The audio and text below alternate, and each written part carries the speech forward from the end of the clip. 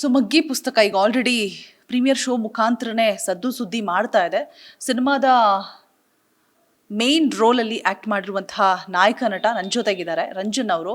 So ಇವರು ಡಿಫ್ರೆಂಟಾಗಿ ಕಾಣಿಸ್ತಾ ಇದ್ದಾರೆ, ಡಿಫ್ರೆಂಟ್ ಶೇಡಲ್ಲಿ ಅಂತಲೇ ಹೇಳ್ಬೋದು. ಸೊ ಪಾತ್ರದ ಬಗ್ಗೆ, ಮಗ್ಗಿ ಪುಸ್ತಕ ಹೇಗೆ ಬಂತು ಎಲ್ಲವನ್ನೂ ಕೂಡ ಮಾತನಾಡಿಸ್ತಾ ಹೋಗ್ತೀನಿ. ರಂಜನ್ ಸರ್, ಹಾಯ್, ಹೇಗಿದ್ದೀರಾ? ನಮಸ್ತೆ, ಎಲ್ರಿಗೂ ನಮಸ್ತೆ. ನಾನು ಸೌಖ್ಯ. ಸರ್, ಈ ಪಾತ್ರ ನಾನು ಅವಾಗಲೇ ಅವನಿ ಒಂದು ಕಾದಂಬರಿ ಆಧಾರಿತ ಸಿನಿಮಾ, ನೈಜ ಘಟನೆಗಳ ಆಧಾರಿತ ಸಿನಿಮಾ, ಡೈರೆಕ್ಟರ್ ಸರ್ ಹತ್ರನೂ ಅದನ್ನೇ ಕೇಳ್ತಾ ಇದ್ದೆ. ಸರ್, ಎಷ್ಟು ನೈಜ ಘಟನೆ ಇದೆ ಅಂತ ಹೇಳ್ಬಿಟ್ಟು, ಎಷ್ಟು ಬ್ಲೆಂಡ್ ಮಾಡಿ ಮಾಡೋಕ್ಕೆ ಸಾಧ್ಯ ಅಷ್ಟು ನಾವು ಮಾಡಿದ್ದೀವಿ ಅಂತ ಹೇಳಿದ್ರು. ಸೊ ನೈಜ ಘಟನೆ ಆಧಾರಿತ ಸಿನಿಮಾ ಅಂತಂದ್ರಾಗ ನಾವು ಪಾತ್ರದಲ್ಲಿ ಕಂಪ್ಲೀಟಾಗಿ ಇನ್ವಾಲ್ವ್ ಆಗಬೇಕಾಗಿರೋದು ಬಂದಿರುತ್ತೆ. ಸೊ ನೀವು ಕೂಡ ಅದರಲ್ಲಿ ಹಾಗೆ ಆಗಿದ್ದೀರಾ ಅಂತ ಕಾಣಿಸ್ತಾ ಇತ್ತು ನನಗೆ. ಸಿಕ್ಕಾಪಟ್ಟೆ ಬ್ಲೆಂಡ್ ಮಾಡಿದ್ದಾರೆ. ಸೊ ಈ ಪಾತ್ರ ನಿಮ್ಮ ಬಳಿ ಹೇಗೆ ಬಂತು, ಹೇಗೆ ಒಪ್ಕೊಳ್ಳೋದಕ್ಕೆ ರೀಸನ್ ಏನು? ಆ್ಯಕ್ಚುಲಿ ನಾನು ಮಾಲೆ ಹಾಕಿರೋ ಟೈಮಲ್ಲಿ ಬಂದಿರೋದು ಇದು ನನಗೆ. ಸೊ ಫೋನ್ ಮಾಡ್ತಾರೆ, ಮಾಲೆ ಹಾಕಿದ ದಿನವೇ ನನಗೆ ಫೋನ್ ಮಾಡ್ತಾರೆ ಡೈರೆಕ್ಟ್ರು. ಸೊ ಹರಿವರಸನ ಮಾತಾಡೋದು ಅಂತ. ಸೊ ಹರಿವರಸನ ಅಯ್ಯಪ್ಪ ಮಾತಾಡೋದು ಅಂತ ಹೇಳಿ ನಾನು ಓಕೆ ಸ್ವಾಮಿ ಶರಣ ಅಂತ, ನಾನು ಸ್ವಾಮಿ ಶರಣ ಅಂತ ಹೇಳಿದಾಗ ಇದು ಮಗ್ಗಿ ಪುಸ್ತಕ ಅಂತ ಒಂದು ಸಿನಿಮಾ ಮಾಡ್ತಿದ್ದೇವೆ ನಾವು, ನೀವು ಮಾಲೆ ಹಾಕಿದ್ದೀರಾ ಸ್ವಾಮಿ, ನಾವು ಮಂಗಳೂರು ಬರ್ತೀವಿ ನಿಮಗೆ ಮೀಟ್ ಆಗೋಕ್ಕೆ ಅಂತಂದರು. ಮಂಗಳೂರಿಗೆ ಬಂದು ಮಂಗಳೂರಲ್ಲಿ ಸ್ಟೋರಿ ಹೇಳಿದಾಗ ನನಗೆ ಒಂದು ವಿಭಿನ್ನ ಪಾತ್ರ ಇದು. ಸೊ ಅದೇ ಆಕ್ಸಿಜನ್ ಎಲ್ಲ ಹಾಕಿ ಒಂದಷ್ಟು ಬಲೂನ್ ಬಾಯ್ ಅಂತ ಅವನು ಅವನದೇ ಒಂದು ಲೋಕ ಇರುತ್ತೆ, ಅದರಲ್ಲೇ ಇರೋದು ಅವನು. ಆ್ಯಂಡ್ ಆ ಆಕ್ಸಿಜನಲ್ಲೇ ಇರಬೇಕು, ಅವನು ಹೊರಗೆ ಬಂದರೆ ಅವನು ಸಾಯ್ತಾನೆ. ಸೊ ಅಂಥ ಒಂದು ಡಿಸೀಸ್ ಇರುತ್ತೆ, ಅವನು ಯುನಿಟಿ ಡೌನ್ ಡಿಸೀಸ್ ಇರುತ್ತೆ. ಸೊ ಆ ಪಾತ್ರ ಹೇಳಿದಾಗ ನನಗೆ ಓಕೆ, ಅಂದರೆ ಈ ಥರದ್ದು ಯಾವುದು ಮಾಡಲಿಲ್ಲಲ್ಲ, ನೋಡುವ ಇನ್ನು ಇದೊಂದು ಟ್ರೈ ಮಾಡೋಣ ಅಂತ. ಆ್ಯಂಡ್ IQ ಲೆವೆಲ್ ಹೈ ಇರುತ್ತೆ ಅವನಿಗೆ. ಸೊ ಆ ಥರದ್ದು. ಆಮೇಲೆ ಎಲ್ಲರೂ ಅದೊಂದು ಕ್ಯೂಟ್ ಒಂದು ಲವ್ ಸ್ಟೋರಿ ಹೇಳಿದ್ರು. ಸೊ ನನಗೆ ಅನಿಸ್ತಾ ಓಕೆ, ಇದು ಚೆನ್ನಾಗಿದೆ ಇದು ಸಿನಿಮಾ ಅಂತೇಳಿ ಹಾಗೆ ನಾನು ಒಪ್ಕೊಂಡದ್ದು. ಮತ್ತು ಇನ್ನೊಂದು ಅಂತ ಹೇಳಿದರೆ ಡೈರೆಕ್ಟ್ರು ತುಂಬ ರೆಸ್ಪೆಕ್ಟ್ಫುಲ್ಲಾಗಿ ಮಾತಾಡ್ತಾಯಿದ್ರು ಎಲ್ಲರ ಹತ್ರನೂ. ಯಾಕಂದರೆ ಪ್ರತಿಯೊಬ್ಬ ಹುಡುಗರಿಗೆ, ಸಣ್ಣ ಮಕ್ಕಳಿಂದ ದೊಡ್ಡವರಿಗೆ ಗಂಡಸರಿಗೆಲ್ಲ ಅಪ್ಪಾಜಿ ಅಂತ ಕರೀತಾರೆ. ಹೆಣ್ಮಕ್ಳಿಗೆ ಎಲ್ರಿಗೂ ದೊಡ್ಡವರಿಗೆ, ಚಿಕ್ಕವರಿಂದ ದೊಡ್ಡವರ ತನಕ ಅಮ್ಮ ಅಂತ ಕರೀತಾರಲ್ಲ. ಸೊ ನನಗೆ ತುಂಬ ರೆಸ್ಪೆಕ್ಟಾಗಿ ಮಾತಾಡ್ತಾರೆ ಎಲ್ಲರ ಹತ್ರನೂ. ಆಮೇಲೆ ಕೂಲಾಗಿ, ಶೂಟಿಂಗಲ್ಲೂ ಅಷ್ಟೇ ಕೂಲಾಗಿ ವರ್ಕ್ ಮಾಡಿಸ್ತಾಯಿದ್ರು. ಆ್ಯಂಡ್ ಅವರಿಗೆ ಯಾವುದು ಆಗಬೇಕದನ್ನು ಆಗಲೇಬೇಕು, ಒಂದು ಚೂರು ಆಚೀಚೆ ಡೈಲಾಗ್ ಆಚೀಚೆ ಆದ್ರೂ ಇಲ್ಲ ತಿರ್ಗಾ ಮಾಡಿಸ್ತಾಯಿದ್ರು. ಸೊ ಅದೊಂದು ಖುಷಿ ಆಗ್ತಾಯಿತ್ತು ಅವ್ರ ಹತ್ರ ವರ್ಕ್ ಮಾಡುವಾಗ. ಹಾಗೆ ಬಂತು ಸಬ್ಜೆಕ್ಟ್. ಸರ್, ಸಿನಿಮಾನ ನೋಡ್ತಾ ಹೋದಂಥ ಸಂದರ್ಭದಲ್ಲಿ ಅಂದರೆ ಸಾಂಗ್ಸ್ ಆಗಿರ್ಬೋದು, ಟೀಸರ್ ಆಗಿರ್ಬೋದು, ಟ್ರೈಲರ್ ಆಗಿರ್ಬೋದು, ಏನನ್ಸುತ್ತೆ ಅಂತ ಹೇಳಿದ್ರೆ ನೈಜ ಘಟನೆ ಆಧಾರಿತ ಸಿನಿಮಾ ಅನ್ನುವಂಥದ್ದನ್ನು ಕಂಪ್ಲೀಟಾಗಿ ಅವರು ನೋಡ್ತಾ ಈ ಮಿಡಲ್ ಕ್ಲಾಸ್ ಪೀಪಲ್ಸ್ಗೆ, ಲೋಯರ್ ಮಿಡಲ್ ಕ್ಲಾಸ್ ಪೀಪಲ್ಸ್ಗೆ ತುಂಬ ಕನೆಕ್ಟ್ ಆಗುತ್ತೆ. ಅಷ್ಟು ಅತ್ಯದ್ಭುತವಾಗಿ ಪ್ರತಿಯೊಬ್ಬರು ಕೂಡ ರೋಲ್ನ ಪ್ಲೇ ಮಾಡ್ತಾ ಹೋಗಿದ್ದಾರೆ. ಅಂದರೆ ಏನೆಲ್ಲ ಕಷ್ಟಗಳನ್ನು ನಾವು ಫೇಸ್ ಮಾಡಬೇಕಾಗಿದ್ದು ಬರುತ್ತೆ. ಆ್ಯಂಡ್ ಕೊರೋನಾ ಸಂದರ್ಭದಲ್ಲಿ ಮೊಬೈಲ್ ಅನ್ನುವಂಥದ್ದು ಎಷ್ಟು ಇಂಪಾರ್ಟೆಂಟ್ ಆಗುತ್ತೆ, ಅದನ್ನು ತೆಗೆದುಕೊಳ್ಳೋಕೆ ಆಗದೇ ಇರೋ ಸಂದರ್ಭದಲ್ಲಿ ಯಾವ ರೀತಿಯ ಆದಂಥ ಎಲ್ಲ ಕಷ್ಟಗಳನ್ನು ಫೇಸ್ ಮಾಡಬೇಕಾಗುತ್ತೆ, ಇದೆಲ್ಲ ಅಂಶವನ್ನು ಕೂಡ ಸಿನಿಮಾದಲ್ಲಿ ಅತ್ಯದ್ಭುತವಾಗಿ ಕಟ್ಟಿಕೊಟ್ಟಿದ್ದಾರೆ. ಸೊ ಆ ಕಥೆ ಬಗ್ಗೆ ಹೇಳೋದಾದರೆ ಸರ್, ಅಷ್ಟು ಒಳ್ಳೆ ಕಥೆಯಲ್ಲಿ ನೀವು ಮುಖ್ಯ ಪಾತ್ರವನ್ನು ವಹಿಸಿ ಮಾಡ್ತಾ ಇದ್ದೀರಾ. ಆ್ಯಕ್ಚುಲಿ ಶೂಟಿಂಗ್ ಟೈಮಲ್ಲಿ ಆಗುವಾಗ ನನಗೆ ಆ್ಯಕ್ಚುಲಿ ಗೊತ್ತಿರಲಿಲ್ಲ, ಅಂದರೆ ಇದು ಈ ಮೊಬೈಲ್ ಕತೆ ಅದೆಲ್ಲ ನಂಗೆ ಗೊತ್ತಿರಲಿಲ್ಲ. ನನಗೆ ಬರೀ ನನ್ನ ಪೋರ್ಷನ್ ಗೊತ್ತಿತ್ತು. ಸೊ ಹೇಗೆ ಬರ್ತಾರೆ ಅವರು, ಅಂದರೆ ಅವನಿ ಕ್ಯಾರೆಕ್ಟರ್ ಹೇಗೆ ನನ್ನ ಪಾತ್ರದ ಹತ್ರ ಬರ್ತಾರೆ, ಕನೆಕ್ಟ್ ಆಗುತ್ತೋ ಅಂತ ಅಷ್ಟೇ ಹೇಳ್ತಾಯಿದ್ರು ಅಷ್ಟೇ. ನಾನೇ ಒಂದು ಆಡಿಯನ್ ಆಗಿ ನಾನು 2ನೇ ತಾರೀಕು ಪ್ರೀಮಿಯರ್ ಶೋ ನೋಡಿರೋದು. ಸೊ ನಂಗೆ ತುಂಬ ಖುಷಿ ಆಯಿತು ನೋಡಿ. ಯಾಕಂತಂದರೆ ಆ ರಿಯಾಲಿಟಿಯನ್ನು ತಂದಿದ್ದಾರೆ. ಆ್ಯಂಡ್ 4 ಇದರಲ್ಲಿ ಹೋಗುವಂಥ ನಾಲ್ಕು ಸ್ಟೋರಿ ಹೋಗ್ತಾ ಇರುತ್ತೆ, ಅದೊಂದು ಜಾಯ್ನ್ ಆಗುವಂಥದ್ದು. ಹಾಗಿರುವಾಗ ಈ ಮೊಬೈಲ್ನ ವಿಷಯ ಅಂತ ಹೇಳಿದಾಗ, ಈ ಕೊರೋನಾ ಟೈಮಲ್ಲಿ ಆಗಿರುವಂಥ ಕೆಲವೊಂದು ಘಟನೆಗಳು ಇವೆಲ್ಲ ಮ್ಯಾಚ್ ಆಗುತ್ತೆ, ಜನಗಳಿಗೆ ಟಚ್ ಆಗುತ್ತೆ. ಆ್ಯಂಡ್ ಪಾಪದವ್ರಿಗೆ ಈಗ 3 ರೀತಿಯಲ್ಲೂ ಕಾಣಿಸ್ತಾರೆ. ನೀವು ಹೇಳಿದಾಗ ಈಗ ಪಾಪದವ್ರದ್ದು ಕಷ್ಟ ಅಂತ ನಾನು ಹೇಳೋದು, ಈ ದೊಡ್ಡವರು ಅಂದರೆ ಹಣವಂತರು ಇರ್ತಾರೆ, ಮಿಡಲ್ ಕ್ಲಾಸು, ಆಮೇಲೆ ಪಾಪದವರು ಅಂತ ತಗೊಂಡ್ರೆ 3 ಜನಕ್ಕೂ ಬೇರೆ ಬೇರೆ ಆದ ಅವರವರ ಕಷ್ಟಗಳಿರುತ್ತಲ್ಲ, ಏರ್ಪೇರು. ಅದೇ ಮಗ್ಗಿ ಪುಸ್ತಕ ಅಂತ. ಸೊ ಆ 3 ವೇರಿಯೇಷನಲ್ಲೂ ಕೋವಿಡ್ ಟೈಮಲ್ಲಿ ಏನೆಲ್ಲ ಆಗಿದೆ ಆ್ಯಂಡ್ ಇವಾಗಲೂ ಏನು ನಡೀತಾ ಇದೆ, ಇದೆಲ್ಲ ಸಿನಿಮಾದಲ್ಲಿ ಬರ್ತಾ ಇರುತ್ತೆ. ಸೊ ಅದಕ್ಕೆ ಇಮೋಷನಲ್ ಟಚ್ ಆಗುತ್ತೇವೆ. ನನಗೆ ತುಂಬ ಹತ್ತಿರ ಆಗಿದ್ದಂತ ಏನಂದರೆ ತಂದೆ ಮತ್ತು ಮಕ್ಕಳದ್ದು ಒಂದು ಪ್ರೀತಿ ಸಂಬಂಧ ಅದು ಹೇಗಿರುತ್ತೆ ಅಂತ, ತಂದೆ ಕಷ್ಟ, ಆಮೇಲೆ ತಾಯಿಯ ಒಂದು ಪ್ರೀತಿ ಸಂಬಂಧ, ತಾಯಿ ನೋಡ್ಕೊಳ್ಳೋ ರೀತಿ, ಮಕ್ಕಳನ್ನ ನೋಡ್ಕೊಳ್ಳೋ ರೀತಿ ಅಂತ ಆದರೆ ಅದೊಂದು ಇದು. ಆಮೇಲೆ ಅವನಿ ಎಷ್ಟು ಒಂದು ಕಷ್ಟಪಡ್ತಾಳೆ ಜೀವನದಲ್ಲಿ, ಸೊ ಅದೆಲ್ಲ ನನಗೆ ತುಂಬ ಇಷ್ಟ ಆಯಿತು. ಹಾಗೆ ಅದೇ ರಿಯಲ್ ಸ್ಟೋರಿ ಅಂತ ಹೇಳಿದ್ರೆ ಅವರಿಗೆ ಅಂತ ಹೇಳು ಗೊತ್ತಾ, ಪ್ರತಿಯೊಬ್ಬರ ಜೀವನದಲ್ಲಿ ನಡೆಯುವಂಥ ಸ್ಟೋರಿಗಳನ್ನು ಅವರು ಹಾಕಿದ್ದಾರೆ ಸಿನಿಮಾದಲ್ಲಿ ಅಂತ. ಇನ್ನು ಅವನಿ ಪಾತ್ರವನ್ನ ಮಾಡಿ ಹೇಳ್ತಾ ಇದ್ರು ಹೀರೋಯಿನ್, ನಾನು ಏನೇನು ಕಲಿತೆ, ನನಗೆ ಪಾತ್ರೆ ತೊಳೆಯೋಕೆ ಬರ್ತಾ ಇರಲಿಲ್ಲ, ಎಲ್ಲ ಕೆಲಸಗಳನ್ನು ಕಲಿತೆ ಮೇಡಮ್ ಸಿನಿಮಾಯಿಂದ ಅಂತ. ನೀವೇನು ಹೊಸತನ್ನ ಕಲ್ತ್ರಿ? ನಾನು ಹೊಸತು ಏನು ಕಲಿತೆ ಅಂದರೆ ನನಗೆ ಏನು ಹೇಳ್ಬೇಕಂತ ಗೊತ್ತಾಗಲ್ಲ. ನಂಗೆ ಒಂದೇನಂದರೆ ತಾಳ್ಮೆ ಕಲಿತೆ ಡೈರೆಕ್ಟ್ರ್ ನೋಡಿ, ತುಂಬ ತಾಳ್ಮೆ, ಅದೊಂದು ತಾಳ್ಮೆ ಒಂದು ಕಲಿತೆ ನಾನು. ಇಷ್ಟು ತಾಳ್ಮೆಯಲ್ಲಿ ಕೆಲಸ ಮಾಡ್ತಾರೆ ಅಂತೇಳಿ. ಆ್ಯಂಡ್ ನಮ್ಮದು ಶೂಟಿಂಗ್ ಹೇಗಿತ್ತು ಅಂದರೆ 6 to 2 ತನಕ, ನೈಟ್ ತನಕ. ಸೊ ನಮ್ದೆಲ್ಲ ಶೂಟಿಂಗ್ ಮುಗಿಸಿ ನಾವು 2 o'clock ಆಗುವಾಗ ನಾವು ಹೋಗಿ ನಿದ್ದೆ ಮಾಡ್ತೀವಿ. ಬಟ್ ಡೈರೆಕ್ಟ್ರ್ ಪಾಪ ನಾಳೆದ್ದು ಏನು ಪ್ಲ್ಯಾನ್ ಇದೆ ಅದೆಲ್ಲ ಬರೆದು ಅವ್ರು ಖುದ್ದಾಗಿ ನಿಂತು ಅವರೊಬ್ಬರೇ ಕೂತ್ಕೊಂಡು ಬರಿತಾ ಇದ್ರು. ಸೊ ಅದು ನನಗೆ ಇನ್ಸ್ಪಿರೇಷನ್ ಆಯಿತು. ಓಕೆ, ಅದು ಹಾರ್ಡ್ ವರ್ಕ್ ಅದು ಅದು ಮುಖ್ಯ. ಸೊ ಅವರು ಅದನ್ನು ತೋರಿಸಿದ್ರು. ಸೊ ಅದು ನನಗೆ ಇನ್ಸ್ಪೈರ್ ಆಗಿದ್ದು ಅಂತ ಹೇಳ್ಬೋದು. ರಂಜನ್ ಅವ್ರು ಏನು ಹೇಳಕ್ ಹೊರಟಿದ್ದಾರೆ ಪಾತ್ರದ ಮುಖಾಂತರ? ಅದೇ ಪಾತ್ರ ಬಂದದೆ ನಾನು ಹೇಳಿದೆಲ್ಲ, ಒಂದು ಸೀಕಿನ ಬಗ್ಗೆ. ಅದೊಂದು ಅಮೇರಿಕಾದಲ್ಲಿ ಒಬ್ಬರಿಗೆ ಇಬ್ಬರಿಗೆ ಇರುವಂಥ ಒಂದು ಸೀಕ್, ಅದು ಅಲ್ಲಿ ಅಲ್ಲ, ಅಮೇರಿಕೋ ಎಲ್ಲೊಂದು ಗೊತ್ತಿಲ್ಲ. ಸೊ ಇದೆ ಅಂತ, ಅದು ಬಲೂನ್ ಬಾಯ್ ಅಂತ ಅವ್ರಿಗೆ ಹೇಳ್ತಾರೆ.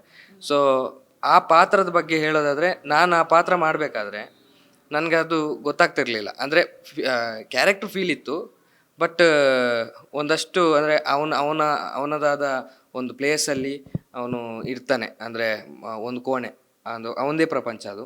ಸೊ ಆ ಮಿರರ್ ರೂಮಲ್ಲಿ ಅವನು ಇರ್ತಾನೆ. ಆ್ಯಂಡ್ ಪ್ರತಿಯೊಂದು ವಸ್ತುನೂ ಕ್ಯಾರೆಕ್ಟರ್ ಆಗಿರುತ್ತೆ ಅಲ್ಲಿ. ಅಂದರೆ ಅವನಿಗೆ ಗೆಳೆಯರಾಗಿರ್ತಾರೆ. ಅವನ್ನೇ ಊಹೆ ಮಾಡಿರುವಂಥ ಒಂದಷ್ಟು ಕ್ಯಾರೆಕ್ಟರ್ಗಳು. ಈಗ ಬಾಲ್ ಇದ್ರೆ ರಮೇಶ್ ಹೇಗಿದೆಯಾ ಅಂತ ಬಾಲ್ ಹತ್ರ ಮಾತಾಡೋದು. ಸೊ ನಮಗೆ ಡಬ್ಬಿಂಗ್ ಮಾಡ್ಬೇಕಾದ್ರೆ ನಂಗೆ ನಗು ಬರ್ತಾಯಿತ್ತು, ಸೀರಿಯಸ್ ಹೇಳ್ತೀನಿ.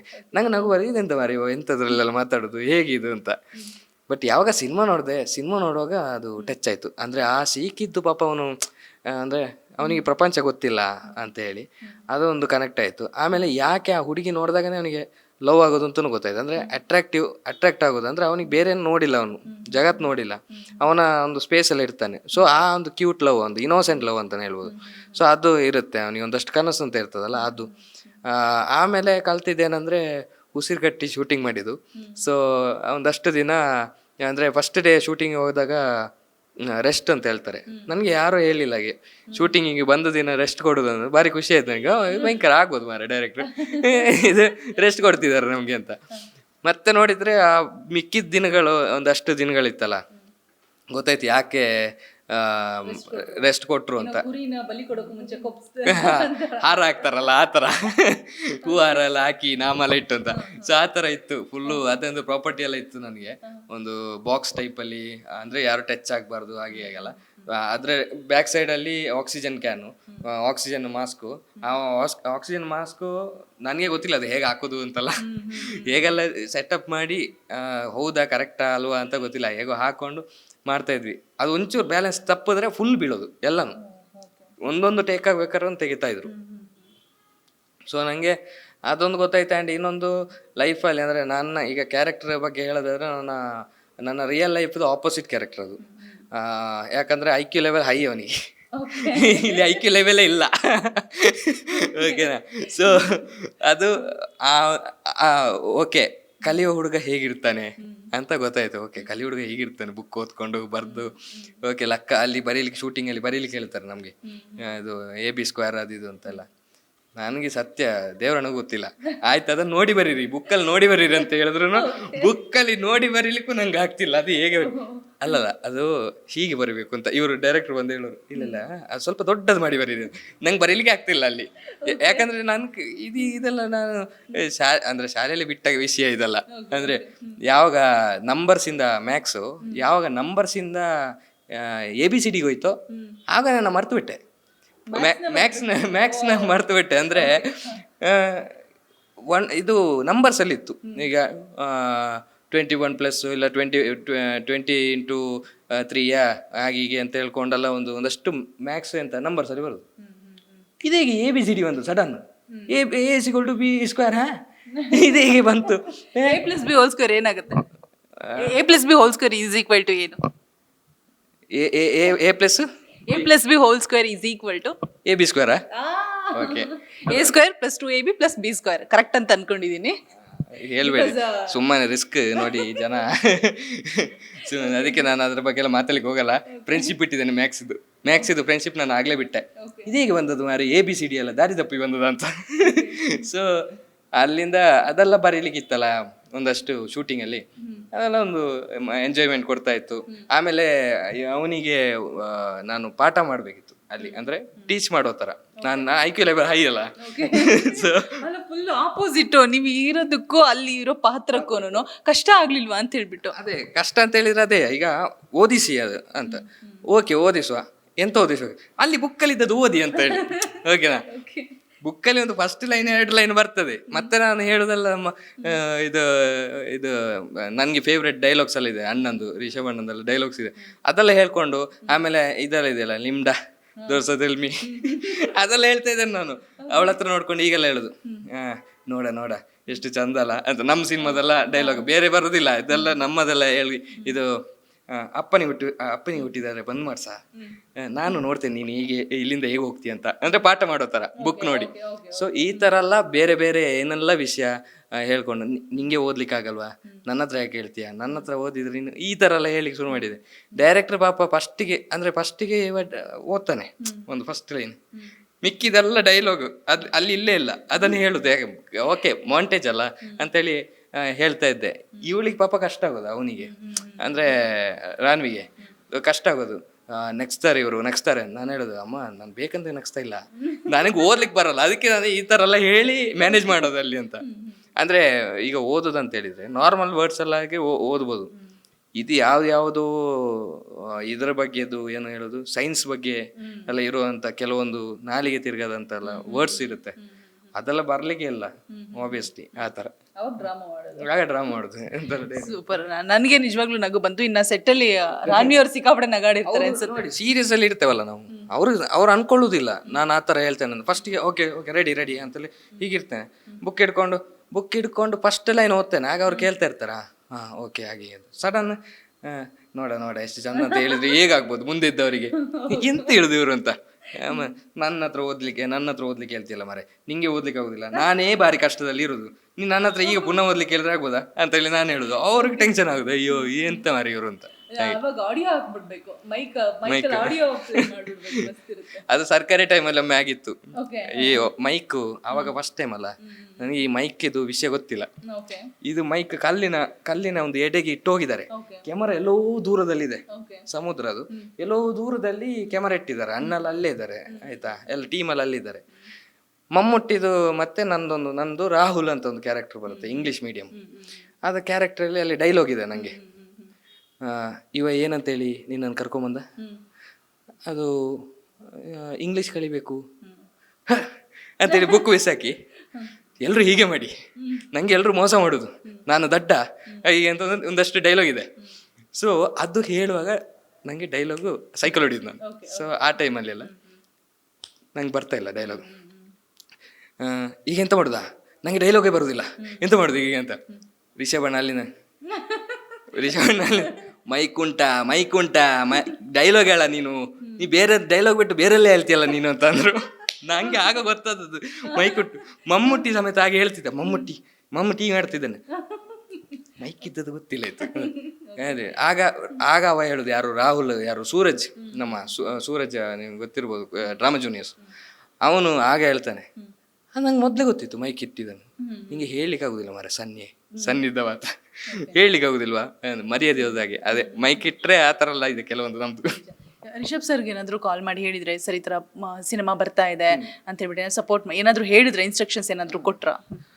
ಪ್ರತಿ ಸಿನಿಮಾ ಬಂದಾಗನು ನಾನು ಅವ್ರ ಹತ್ರ ಕೇಳ್ತಾನೆ. ಅಂದರೆ ಪ್ರತಿ ಸಿನಿಮಾ ಅಣ್ಣ ಹೀಗೆ ಸಿನಿಮಾ ಬರ್ತದೆ ಅಂತ, ಪ್ರತಿ ಯಾವ್ದು ಸಿನಿಮಾ ಆದ್ರೂ ತುಂಬ ಸಪೋರ್ಟ್ ಮಾಡ್ತಾರೆ ಅವ್ರು ಹೇಳೋದು ಇಷ್ಟೇ, ಅಂದರೆ ನಿಂಗೆ ಇಷ್ಟ ಆಯ್ತಾ ಸ್ಟೋರಿ, ನಿಂಗೆ ಅಂದರೆ ಟೀಮೆಲ್ಲ ಸೆಟ್ ಆಗಿದಾರ, ನಿಂಗೆ ಇಷ್ಟ ಆದರೆ ಮಾಡು ನೀನು ಅಂತ.